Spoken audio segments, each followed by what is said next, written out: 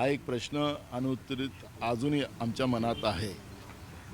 पण यांना आता त्या पदावरून हटवलं गेलं, पण त्यांना निवडणुकीच्या कुठल्याही या व्यवस्थेमध्ये त्या राहिल्या नाही पाहिजेत याची काळजी निवडणूक आयोगाने घ्यावी, एवढी आमची विनंती त्या ठिकाणी राहणार आहे. सर हिंदी में बताइए, रश्मि शुक्ला को हटाया गया, आपकी मांग भी थी, क्या कहोगे? देखो, चुनाव आयोग का मैं धन्यवाद करूंगा।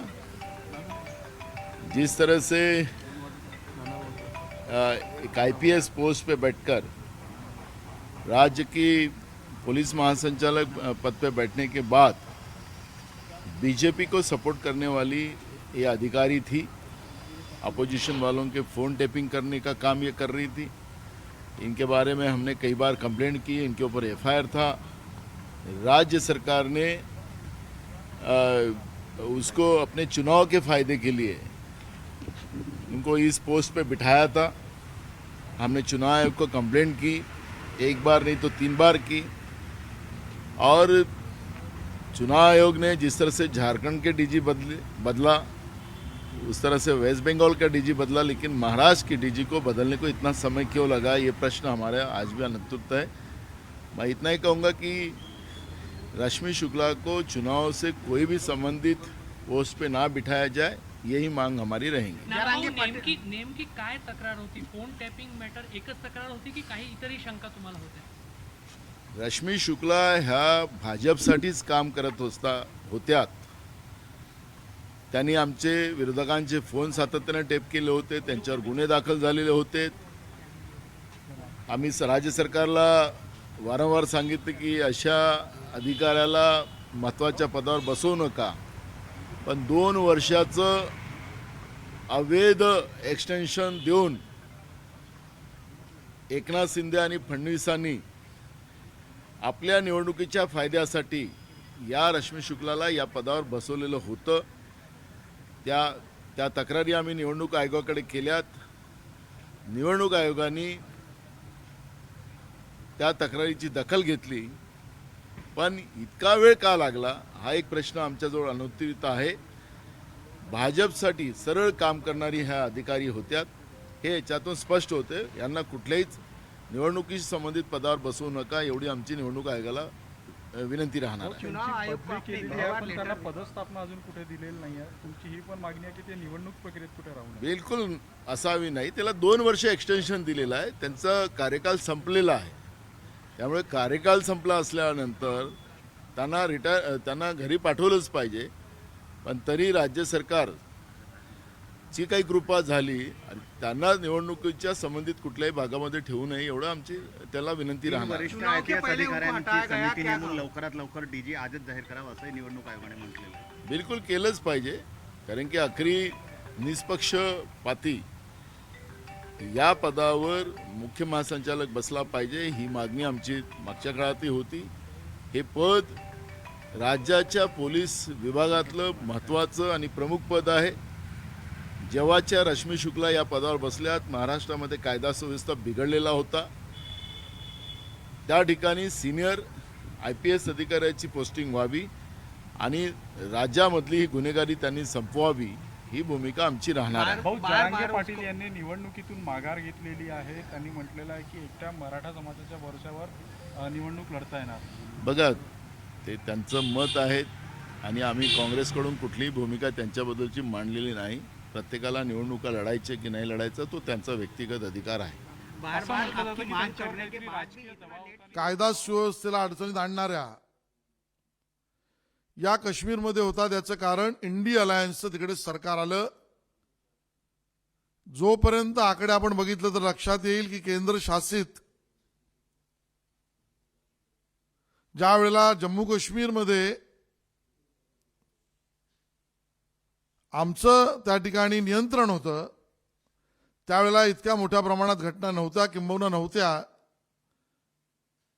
आता यात वाढ झाली, याचा अर्थच काँग्रेस आणि काँग्रेसचे मित्र जिथे जिथे येतील, म्हणजे महाराष्ट्रात सांगायचं झालं तर महाविकास आघाडी,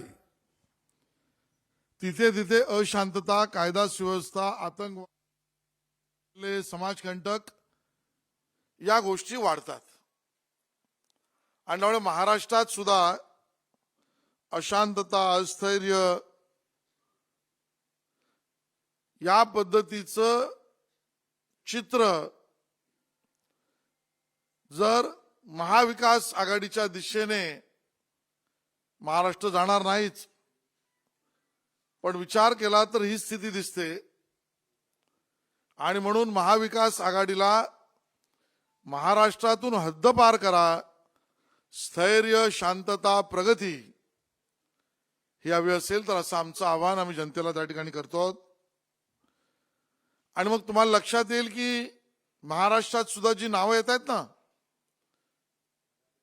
ती सहज येत नाहीत। म्हणजे याकूब मेमनचं समर्थन हे काँग्रेस आणि महाविकास आघाडीतली लोक करतात, कारण जिथे जिथे राज्य त्यांचं येईल राज्यात, तिथे अशा घटकांचे समर्थक महाविकास आघाडी होते। केवळ याकूब मेमनच नाही, इब्राहिम मुसा जो मुंबई साखळी बॉम्ब हल्ल्यातील सिद्ध आरोपी, तो प्रचार करत होता लोकसभेला उबाटा शिवसेनेचा।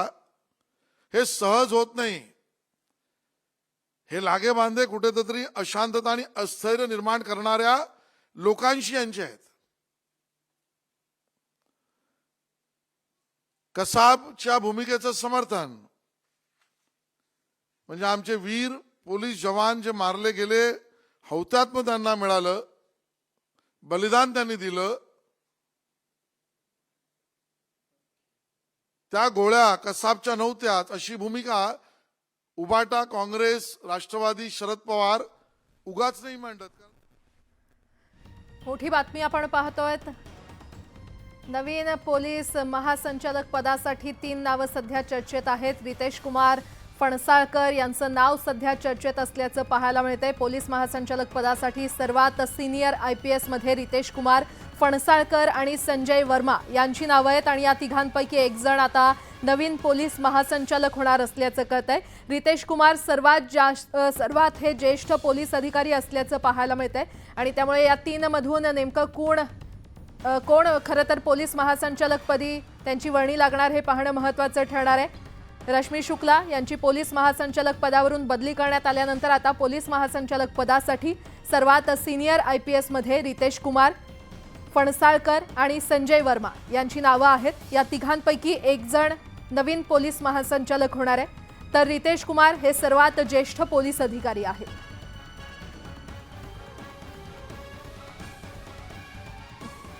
अतिशय मोठी घडामोड आपण पाहतोय।